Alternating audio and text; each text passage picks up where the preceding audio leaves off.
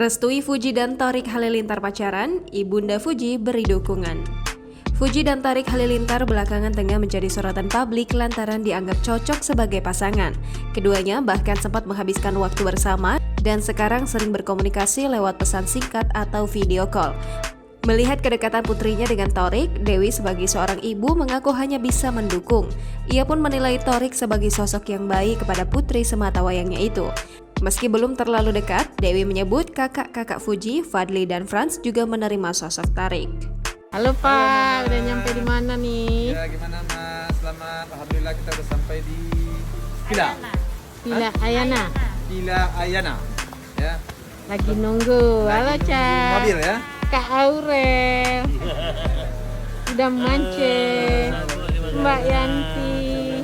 Kita lagi nunggu mobil ya. Lagi nunggu mobil sebentar. Gak sabaran pengen ketemu Gala ya Pak, sama Bu Anggi ya dan anak-anaknya.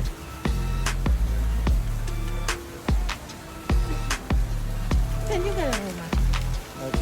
Oke Mama, gimana Iya. kabarnya nih Mama?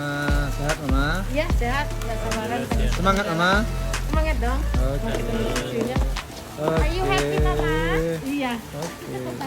Semoga nyampe kita di sini kita happy semuanya.